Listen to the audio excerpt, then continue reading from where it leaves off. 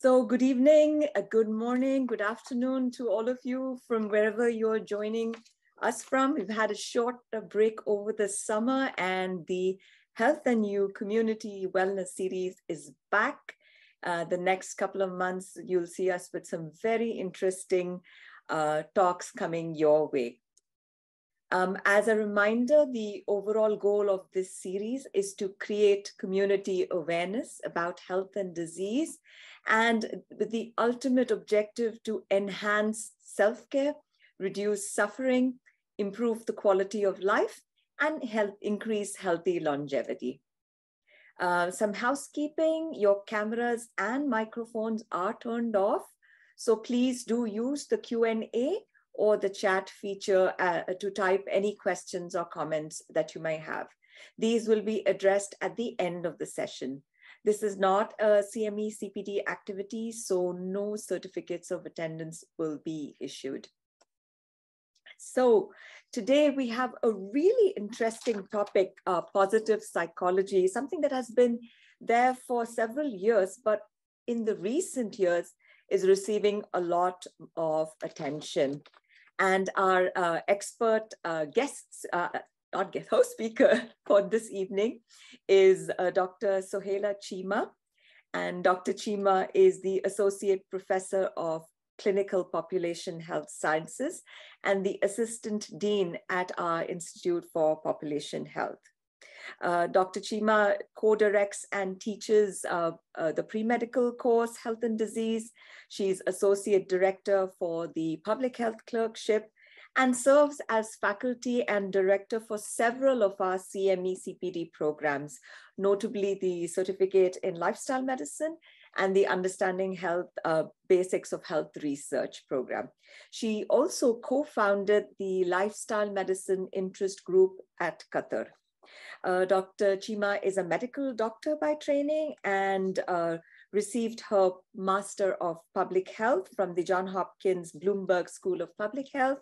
She has a fellowship in integrative medicine at from the Arizona Center of Integrative Medicine, University of Arizona, certified in public health by the National Board of Public Health Examiners, as well as she is a diplomate of the International Board of Lifestyle Medicine and a certified lifestyle medicine physician. So very warm welcome to you, Dr. Cheema, on a topic that you so embody very, very nicely. So over to you, Dr. Cheema. Great.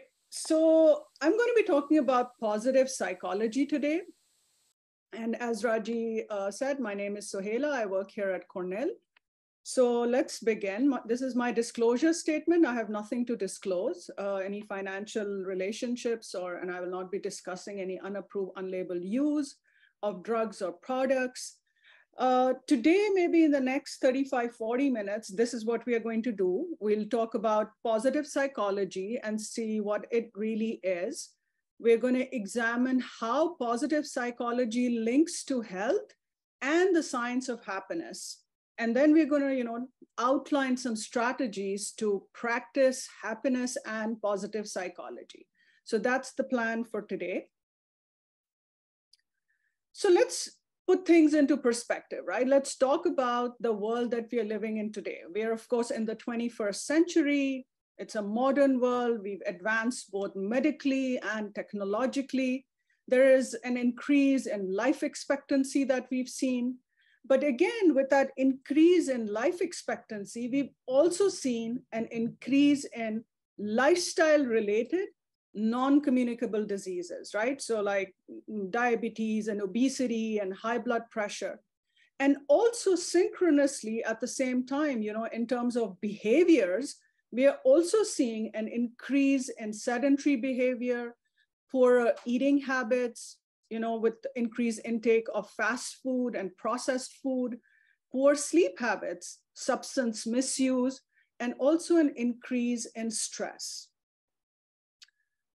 So we've also really seen that nowadays, in today's world, there's a tremendous uptake of social media.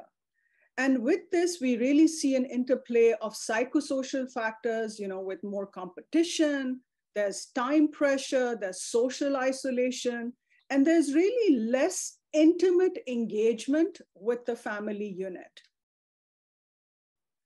We've also seen, as people go and visit their primary care physicians, 70% of those visits are actually due to stress and lifestyle-related chronic disease. And we all know that, if we are suffering from emotional distress, it can lead to ill health and poor quality of life. So when people are stressed and overwhelmed, they're also less likely, to engage in healthy habits. The world currently seems to be facing a silent pandemic. I mean, of course, everybody talks about the COVID pandemic and other problems, but the world is seemingly facing a silent pandemic of anxiety, depression, and other mental health issues. We are seeing that depression among teenagers is steadily increasing, suicide prevalence is on the increase, and COVID-19 has just exacerbated the situation.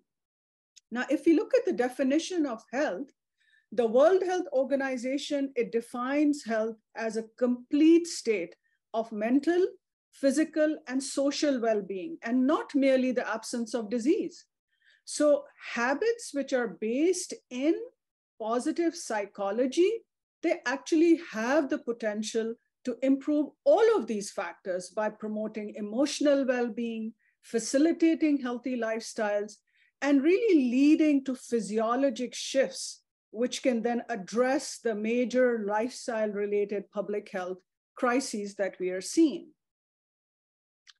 So we all know that emotional well-being and happiness, it's a key indicator of mental health. So emotional well-being, what does it encompass? It encompasses an individual's tendency to be satisfied with life, with the experience life positively, feel self-confident, think positively, and also cope with problems efficiently. So research has established, that healthy habits, they foster psychological and physiological health, and that emotional well-being is really central to achieving total well-being. So studies really, show us that people who are happier, they're more flexible, they're more resilient. It makes it easier for them to cope with change and disappointment, which they may be experiencing in their daily life. And it also then enables them to take better care of themselves, and they will suffer fewer effects of chronic stress, if at all, when they face it. So I'm going to shift now into introducing the science of positive psychology and happiness. And again, I want to show you all how positive psychology and the science of happiness are interlinked. So it's very important for me to be talking about both of them because they're interlinked and we cannot divorce one topic from the other, right? So if you really look at the relationship between positive psychology and the science of happiness, the best way may be to describe it in concentric circles. Now the inner circle, I'm just going to put my cursor here. The inner circle is positive psychology. Now, this really explores happiness from the point of view of social sciences. And then this broader circle outside, it's really the science of happiness, which extends, to the natural sciences, which includes nutrition, exercise, and new fields of discovery like the microbiome.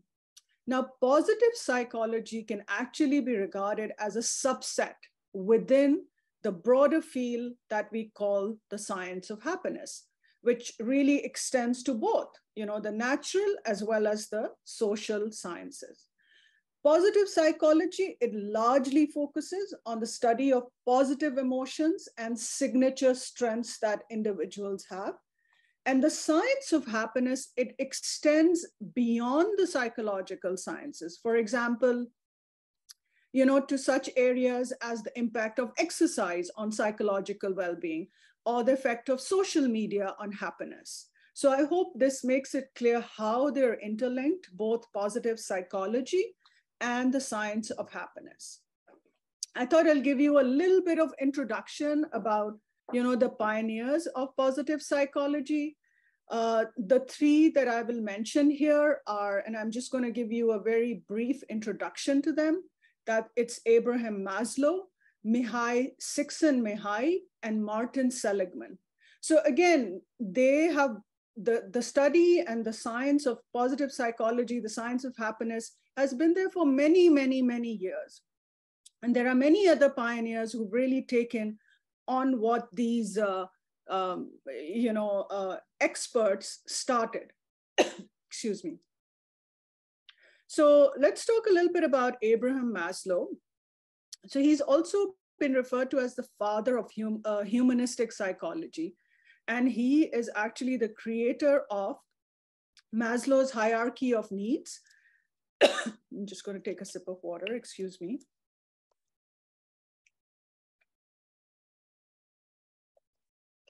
And he was the first one who actually coined the term positive psychology. Then Mihai Csikszentmihalyi, he is an Hungarian-American psychologist, and he became a happiness researcher because of the adversity that he faced growing up. So he was a prisoner during World War II, and he really witnessed pain and suffering of the people around him during that time. And as a result, he developed a curiosity about what happiness and contentment is. And then, of course, on the extreme right, we have Martin Seligman, and you may have heard about him. So he's a professor of psychology at the University of Pennsylvania. He's the director of the Positive Psychology Center, former president of the American Psychological Association, and he has really taken, done a lot of studies, written a lot of books about positive psychology. And Seligman is actually credited as being, the father of positive psychology because of its, all his efforts that he's made, to scientifically explore the human potential of positive psychology. So I wanted to show you this, Abraham Maslow's hierarchy of needs. And this was like in the 1940s when Maslow, he published a paper.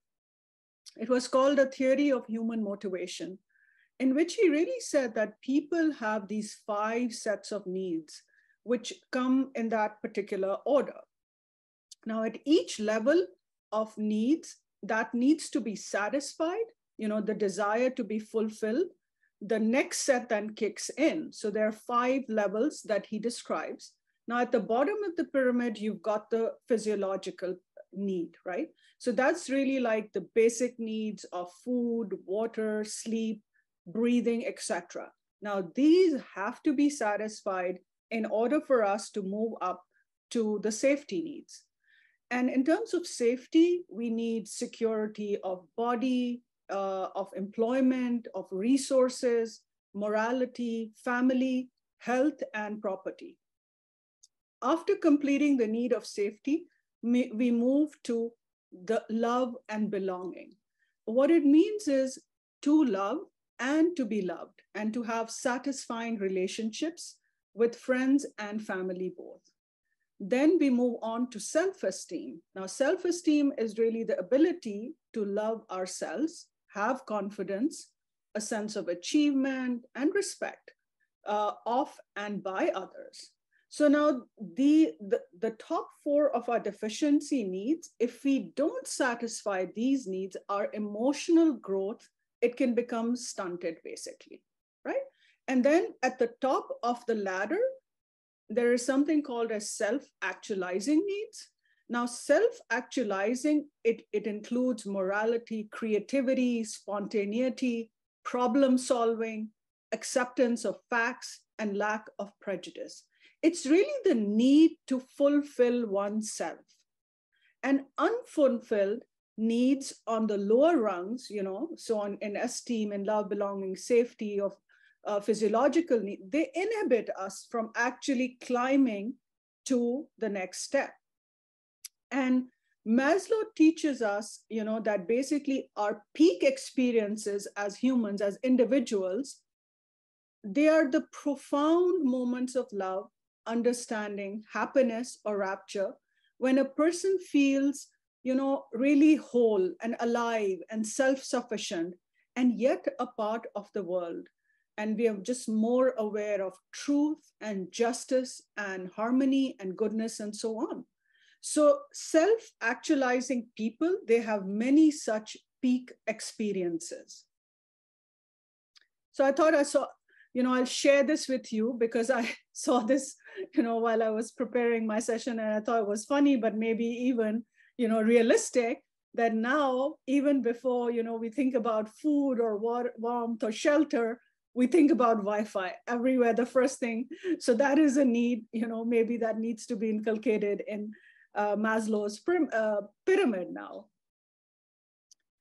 So Maslow really was groundbreaking in his thinking. And what the psychoanalysts and the behaviorists before him, really said, Maslow really said, okay, I'm not interested in mental health.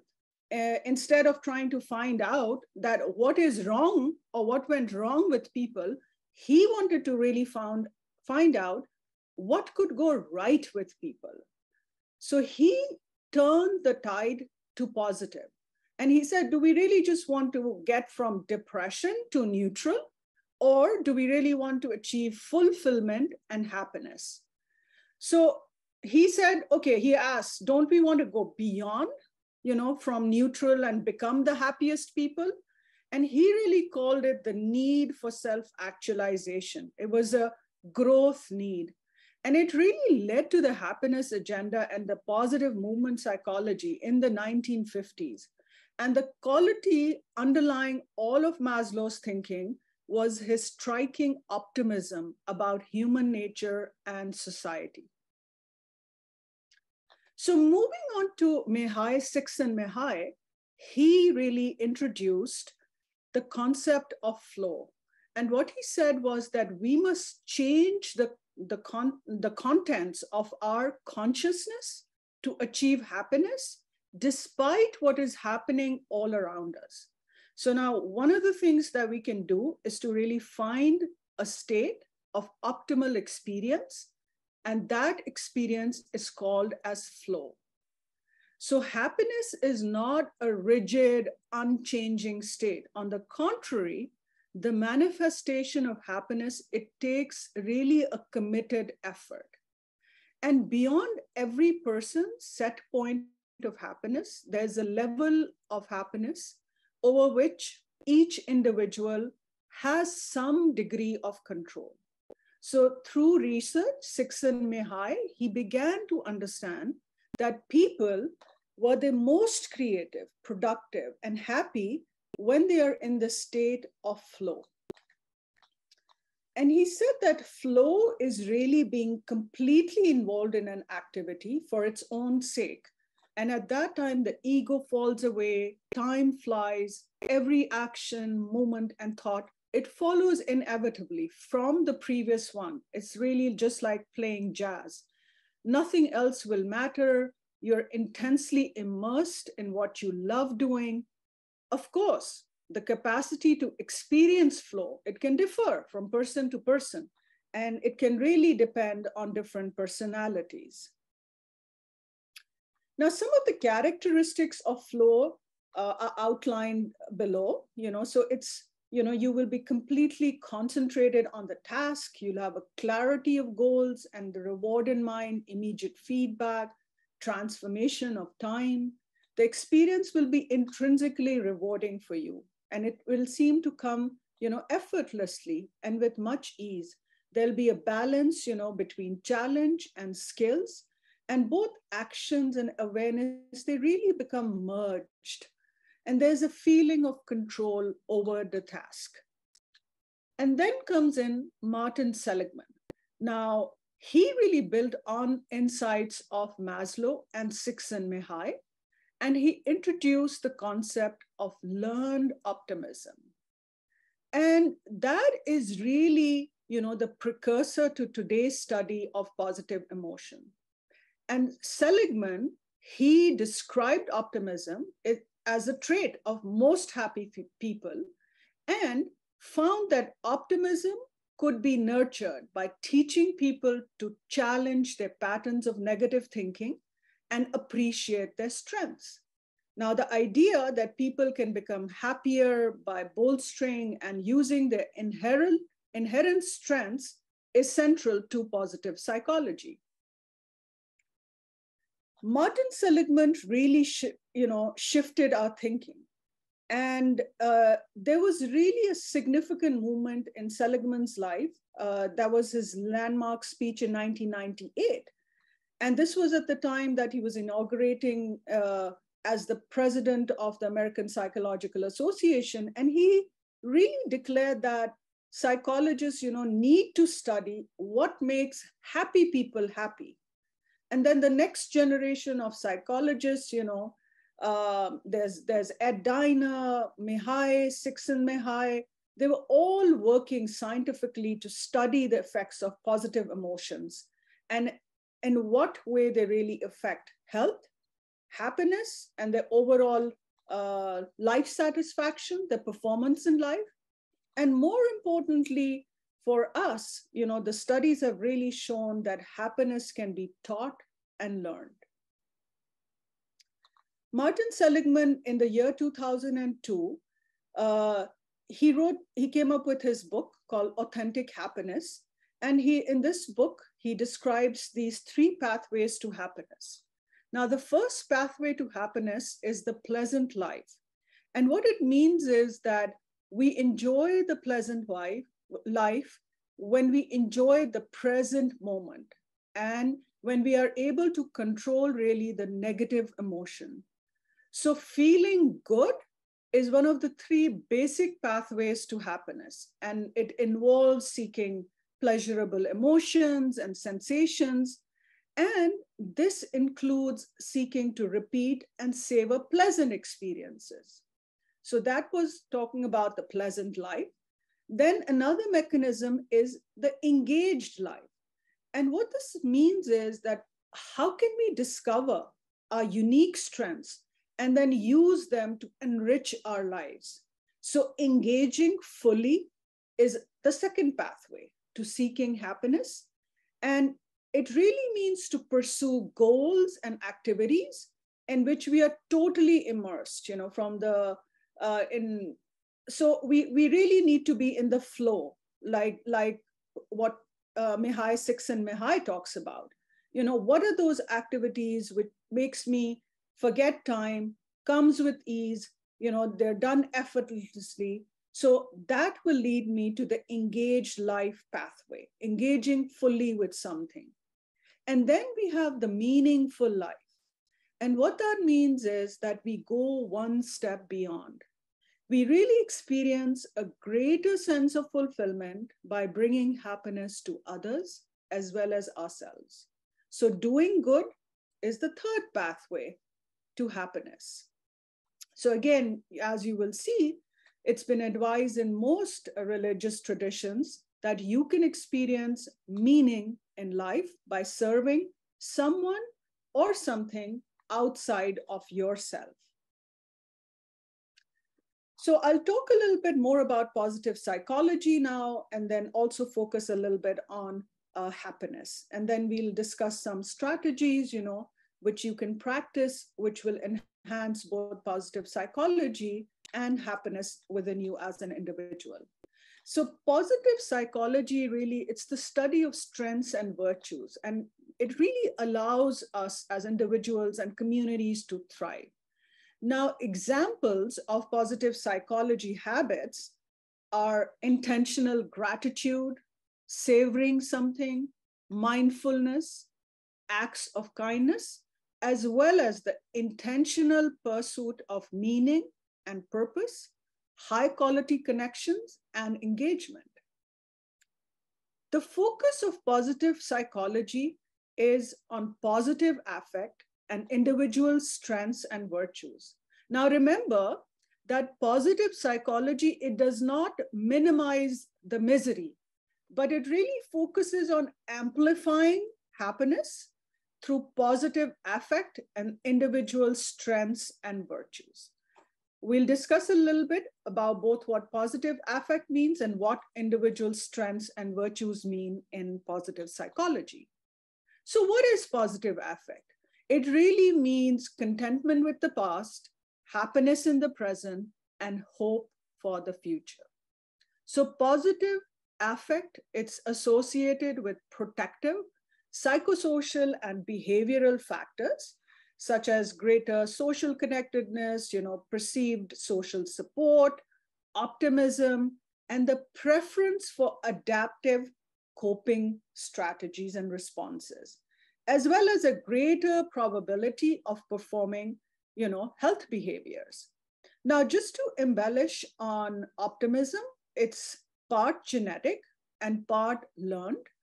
Optimism doesn't mean, that I ignore the reality of a dire situation. So say, for example, after a job loss, for instance, many people, they can feel defeated and think, I'll never recover from this. But an optimist will really acknowledge the challenge in a more hopeful way. And maybe would say that this is going to be difficult, but it's really a chance for me to rethink my life goals and find work that will truly make me happy. So this is positive affect. Moving on to the individual virtues and underlying strengths. These are the 6 individual virtues and underlying strengths that positive psychology focuses on, and I'll review each one. So wisdom.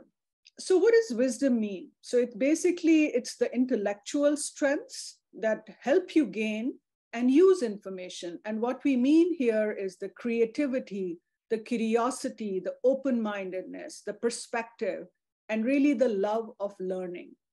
Then we have courage. And what it means is strengths of will that will really help you to accomplish goals in your life and in the face of fear and internal or external obstacles. And again, these could mean things like integrity, bravery, persistence, and vitality. Then we have humanity. And humanity really encompasses, the interpersonal strengths that help you befriend others and tend, to your relationships and how you deal with your relationships. So it really means your social or emotional intelligence, the love, the kindness that you show to people. Moving on to justice, it's about social or civic strengths that can really help bolster a healthy community. And it could encompass teamwork, fairness, leadership. Then we also have temperance. And what that means is protective traits that will help you avoid excess and stay on track in the face of like temptations.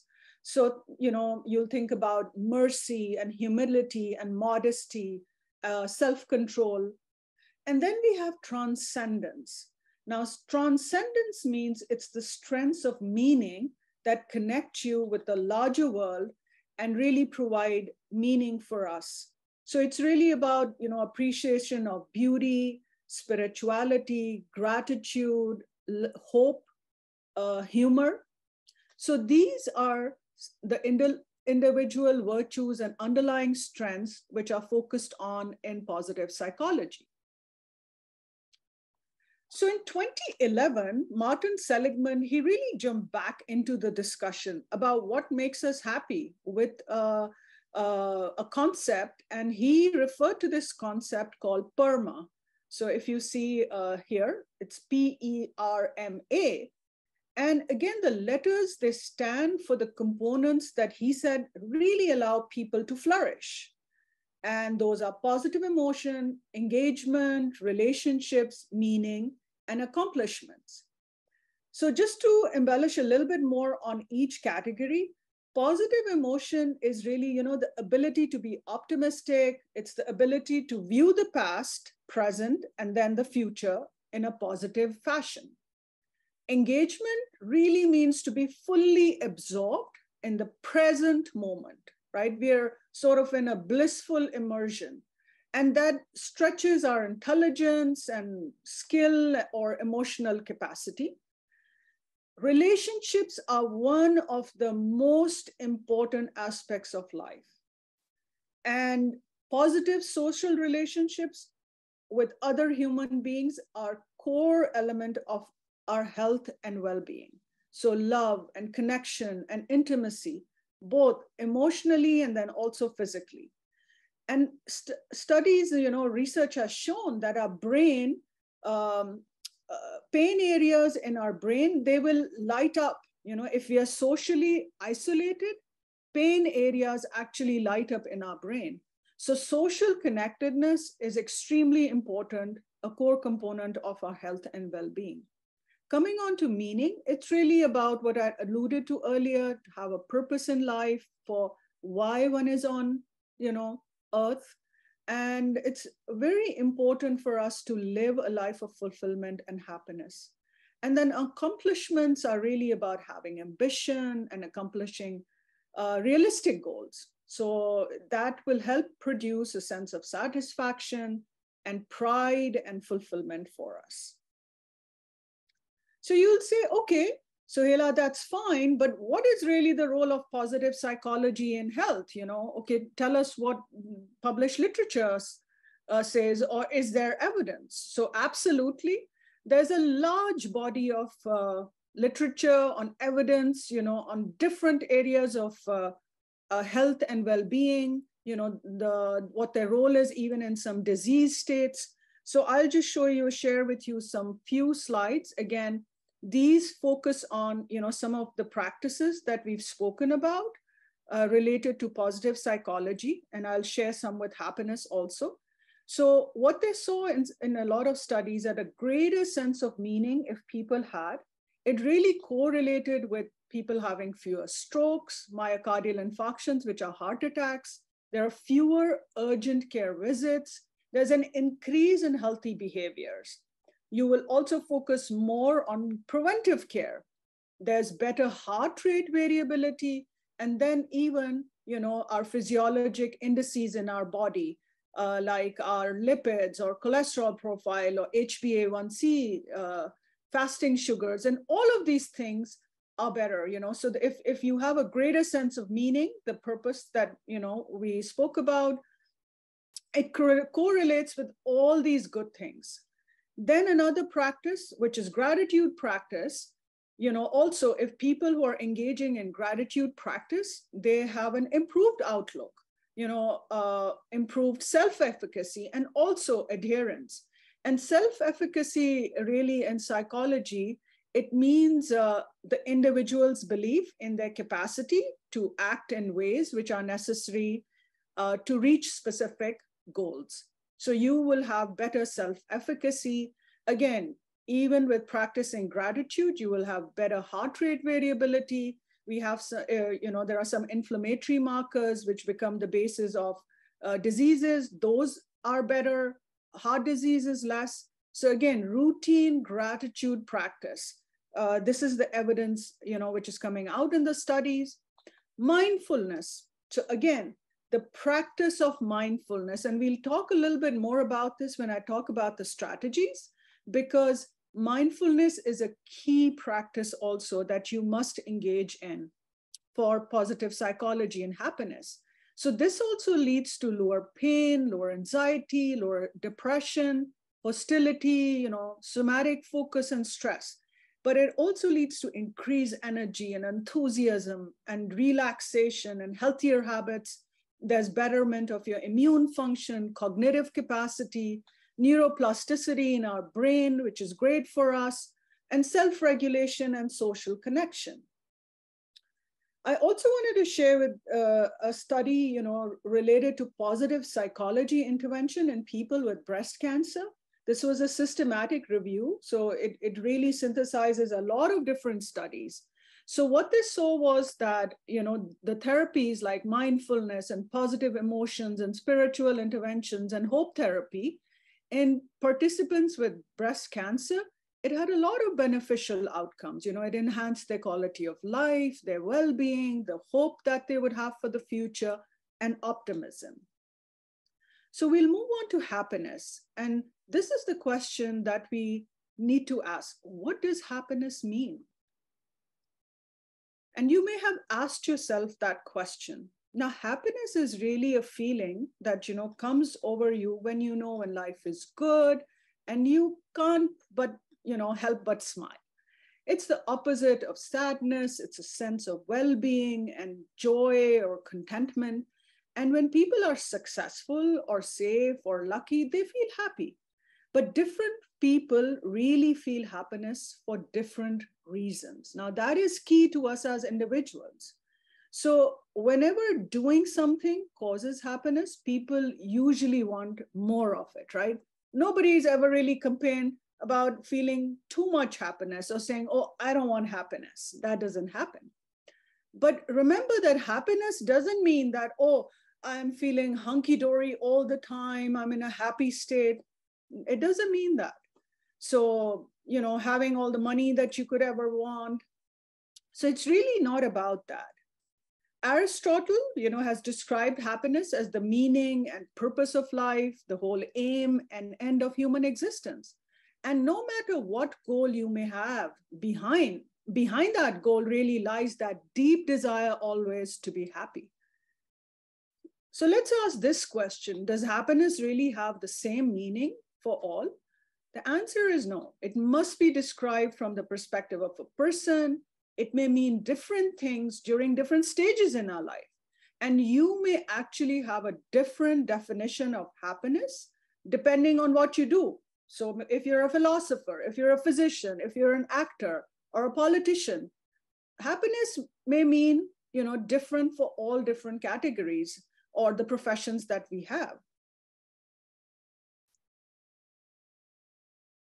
So I did want to talk a little bit about this and ask this question. So do happy people not feel sad or suffer from negative emotions? The answer again is no. It is important for us really to understand that positive emotions, they do not indicate the absence of negative emotions. A happy person will experience the spectrum of emotions just like anybody else. But the frequency by which they experience the negative feelings, that may differ.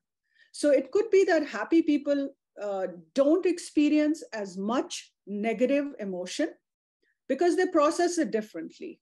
And they may find meaning in a way that others have not. And again, the phrase happy person may assume that they are naturally happy or that positive things happen to them more often.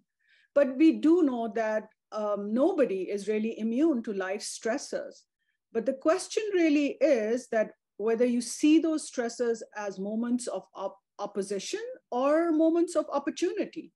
So regardless of where you are on the happiness spectrum, each person, has their own way really of defining what happiness means to them. And happier people, they embrace adversity. They allow life challenges to help put a perspective to life, and it'll allow them, really to shape their identities, cope better with the stresses that they're facing, and then really increase the resilience and become more optimistic about the future. Now, if we look at the base of happiness, it's actually twofold. There are endogenic factors and exogenic. And what that means is the endogenic factors are really the biological, cognitive, personality, ethical subfactors. So it's the genetic factors, our brain and neurotransmitters and endocrine glands and hormones, the physical health. But then the exogenic factors are the behavioral, socio-cultural, economic, geographical, life events, and the aesthetic subfactors. So if we really look at the basis of happiness, this is what you can break it down into. 50% of our health and happiness, it's inherited. So we pretty much can't change that because you inherited that in your genes. But the rest of the 50%, this 10 and this life skills, the 40%, you can change this, right?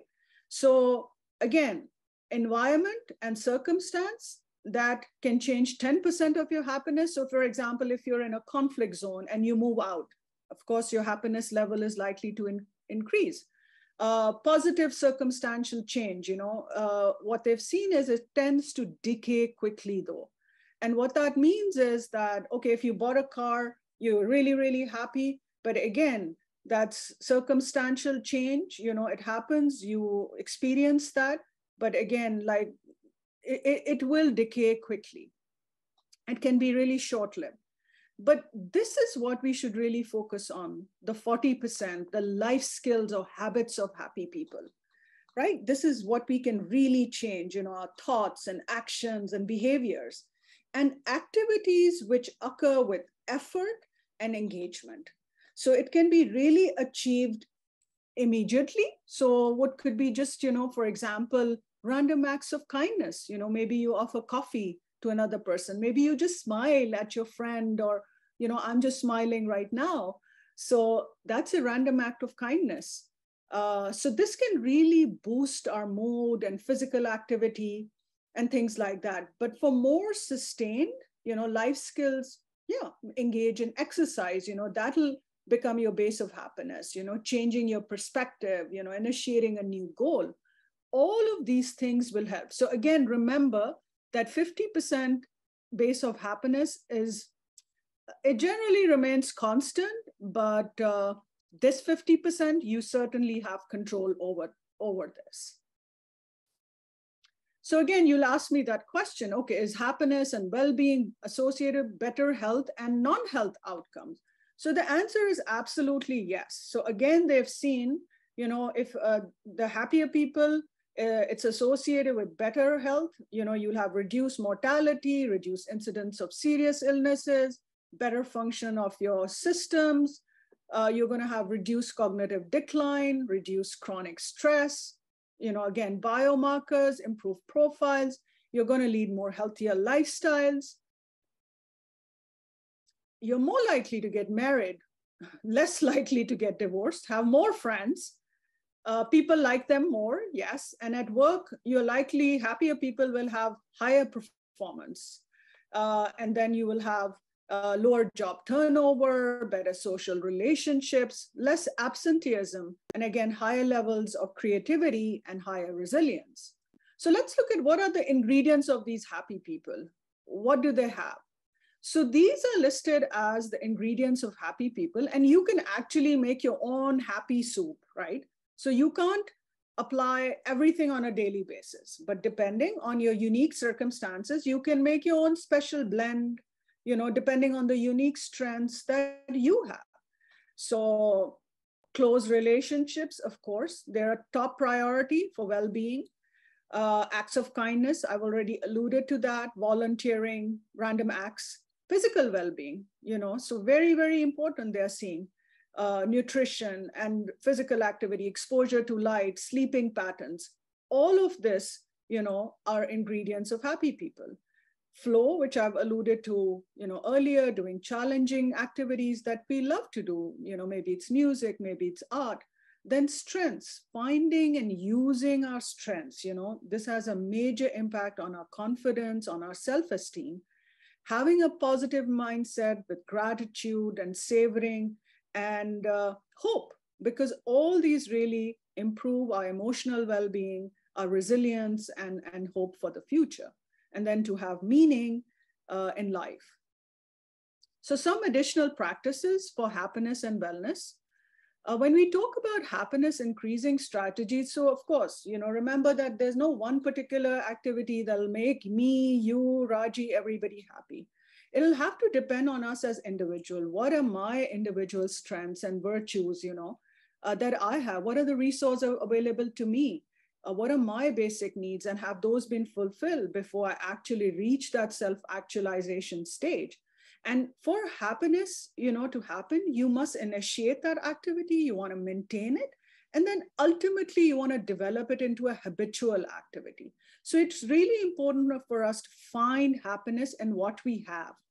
So really live in the moment. So next couple of slides, we'll focus on these strategies, talk about these, and then I'm going to come to the end of my session. So these are some practices that you can do. Savor pleasure. Now, what it means is that you're going to focus your attention on something pleasing. It can just be a very simple experience like eating a banana, eating an orange, enjoying some fruit or raisin. Every activity, every experience you do, you can savor pleasure in that experience. So you will enjoy that experience as it really unfolds. And these can be really just everyday pleasures. You need to slow down and focus so that you can really savor that pleasure. Practicing gratitude, thankful appreciation of what you receive. Do not take blessings, for granted. So what does each thing that you have really mean to you? So expressing gratitude, it really nurtures our relationships. It helps us to feel closer to our friends, to our romantic partners, to our family members. And some research also suggests, like I showed you, that gratitude, will help you cope better with stress, and it can lead to superior physical health also. And then cultivating mindfulness. Now, what that really means is that you want to train your mind to focus. You want to pay attention to the present moment. Be open and fully. And it doesn't mean that I'm not going to receive unpleasant experiences. No, it means I'm going to be fully open to both pleasant and unpleasant experiences. And what it does is it really helps us create greater capacity to deal with these adverse events. And then we are less likely, to get caught up in worries about the future. It helps us form better connection with others. It's the first step in emotional healing, to be able to, turn towards and acknowledge our difficult thoughts and feelings, which could be inadequacy or sadness or anger. But we do it with a lot of openness and curiosity. Then we have retaining a sense of purpose. So what that means is you focus on what you can control, like regular sleep. Can you get enough exercise? What about your important life changes? View them as a challenge or an opportunity. Then you want to emphasize the positive. You always want to focus on positive aspects of life. This will help you acquire resilience. You want to develop that ability, to bounce back, but set reasonable goals to achieve. You should build deeper and more intimate relationships, long-term relationships. Learn how to forgive and forget. I think a lot of us forget this in our life journey. So important for us to move forward in life. And then last but not the least is self-compassion. Really stop beating yourself up if things go wrong. Self-compassion is very, very important. So we have to understand ourselves like, we do for others. We should look at ourselves with kindness and with sympathy and with an understanding so that we can really soothe and comfort ourselves when we ourselves are hurting. So what are some of the key pearls, just to sort of review what we've done? Ask yourself this always: what does happiness mean to you? It's your turn to begin finding the happiness in you. What brings you joy? Is it just watching TV, maybe a movie, maybe spending time with your friends? The important thing is, wherever your happiness resides, go enjoy it. You need to find the happiness in you. This I thought was really good. And again, it's really stems, I think we all face this. We are very busy in our lives. So this is from the book, Primer in Positive Psychology. And the author says, like many academics, I spent my young adult years postponing many of the small things that I knew would make me happy, like reading books for pleasure, learning to cook, taking a photography class, and joining a gym. I would do all of these things, he said, when I had time, when I had finished school, when I had a job, when I was awarded tenure, and so on. But he says, I was fortunate enough to realize that I would never have time unless I made the time. And then from that point on, he said, the rest of my life began. I always talk about this in my sessions, that your life is a blank canvas. You have the power to paint it the way that you want. So please think and reflect how you want to paint your life. I also talk about this in my sessions a lot. What you practice becomes stronger. And there's an old Indian, story about like this teacher who instructs his grandson and says, each of us, within us, we have two wolves, which constantly fight with each other. One is the black wolf, and it tells us that things that bind and destroy. And the other one is the white wolf, that liberates us and it sets us free. So again, the grandson asks the grandfather, which wolf wins the fight? So the teacher replies, the one that we feed, right? So if you want to engage in practices which are going to destroy you, like sadness and anger and frustration and jealousy, you are feeding that wolf within you. So engage in practices that make you feel good. So let's feed the wolf of happiness inside us. And remember that happiness is not a destination, it's a journey. And it takes regular effort to maintain happiness. But you do have the ability to control how you feel. And with consistent practice, you can form lifelong habits for a more satisfying life. Key to positive psychology and happiness: cultivate your satisfaction, contentment, and well-being. And you can really achieve this by capitalizing on your strengths, heightening gratitude, awareness, and developing wisdom to lead a more fulfilling life. This is my last slide. And this is what it is. I feel we talk a lot about health, and our lives are really a gift to us. And health is really more than the absence of disease. It's physical, social, emotional well-being. It also includes positive health, resulting from positive psychology-based habits that produce longer, healthy life, lower disease risk, and healthcare costs, and over and above the risk factors which are addressed by traditional healthcare. So you have the power to look after yourself, look after your life and your health. Thank you for listening. So thank you so much, Dr. Cheema. That was wonderful. The last couple of slides, I was just smiling through because I could resonate with so much of what was said. I particularly liked what you said about learned optimism, and that optimism from Martin Seligman, and the fact that optimism could be nurtured by challenging your own pattern of thinking. Do you want to kind of embellish on that, or maybe one or two things that our participant can do to break through those ingrained patterns of thinking and ingrained patterns of behavior? Yeah, I think, Raji, that's an excellent question, and thank you. I think for all of us, and I would say this for myself also, I think it's really a journey for all of us where we reflect. And again, as you know, and whenever we talk to our patients, our clients, our family, friends, the single most important thing that comes out is it's very difficult to change behavior. The patterns that have been formed in our brains. We have Dr. David Riley, as you can remember, from Scotland, who joins us, and we've done several of his wellness. And he talks about these maps in our brain, but the whole idea is that even if these maps are formed, we cannot allow these maps to control us. So we have to sort of shift, from these practices to positive psychology and finding that happiness, inner happiness. And how do we do that as individuals?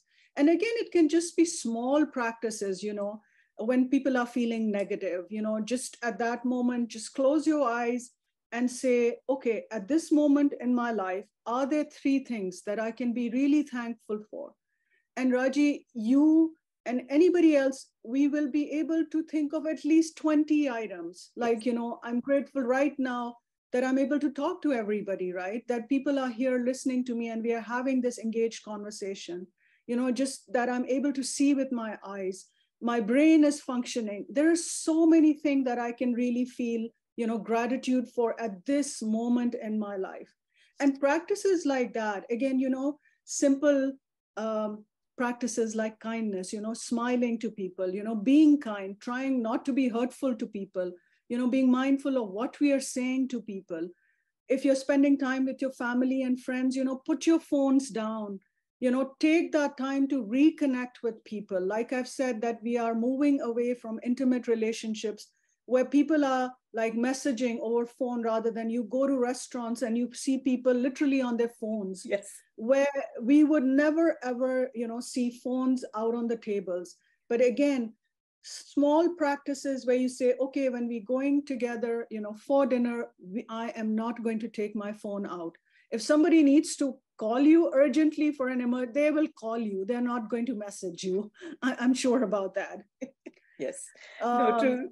So thank you so much. Dr. Cheema, you also talked a lot about the health benefits of that are coming from the practicing positive psychology and practicing, happiness. So can you give us one odd example when you said a greater sense of meaning?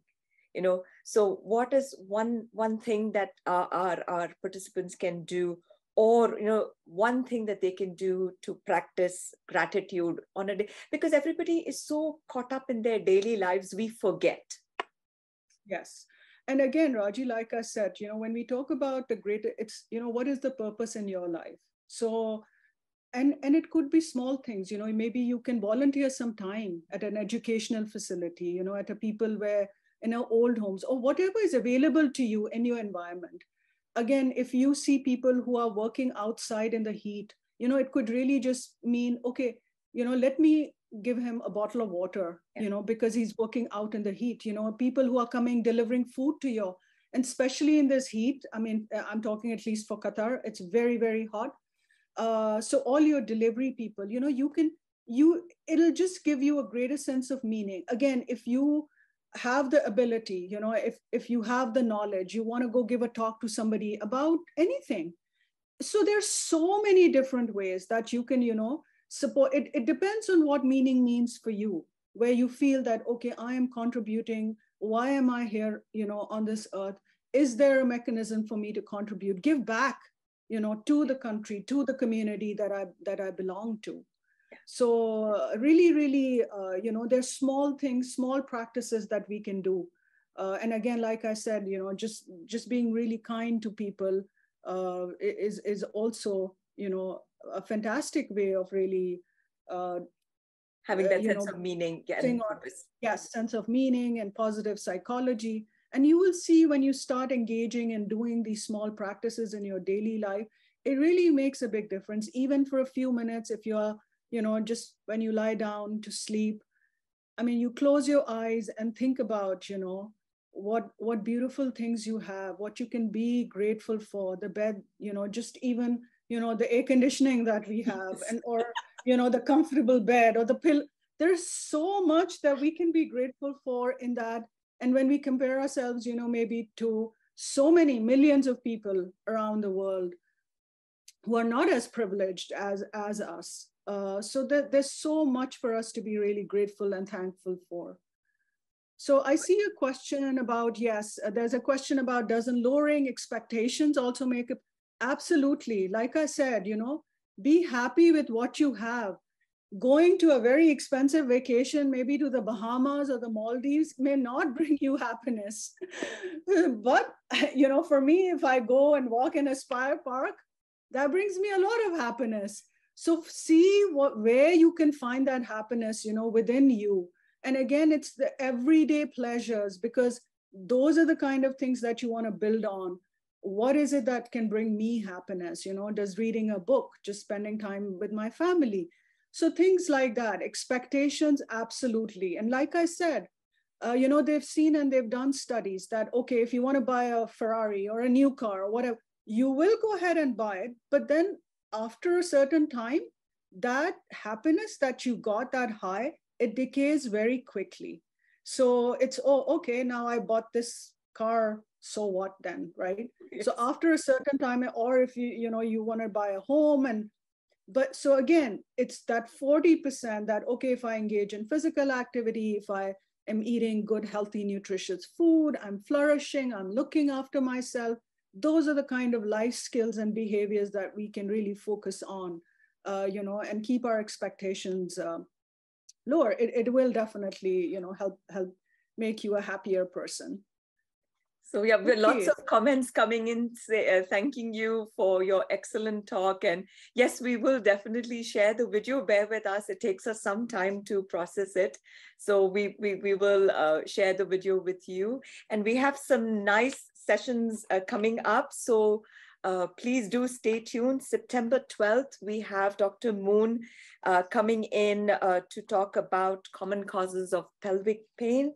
October, we have a talk on hypothyroidism, and November we have a talk on hypertension. So please do keep a watch out for our email. So thank you again, Dr. Cheema. And one key ingredient of your happy soup that you think all our participants, what should they include in their happy soup after listening to you today? Raji, like I said, you have to go home today and make your own happy soup, right? So every day should be a daily special. And you can maybe, for today, it could be, kindness and gratitude. And another day, it could be something else, which you really feel good about. So it has to be your happy soup. My happy soup will make me happy. Your happy soup, which you should, try out on a daily basis, will make you a happier person. And I wanted to thank everybody, for being here for this an hour. And I hope it's going to be beneficial. And I wish you all the best. And again, like they say, habits, changing habits comes with time. Keep nudging yourself, keep reminding yourself. And that is what is going to take you, to that path where you're really, into the flow, and you will think that it comes effortlessly to you, so you will be more focused, more happier person, and definitely it'll lead to your better health and well-being. So I thank you all again for listening. Thank you all, and see you on the other side.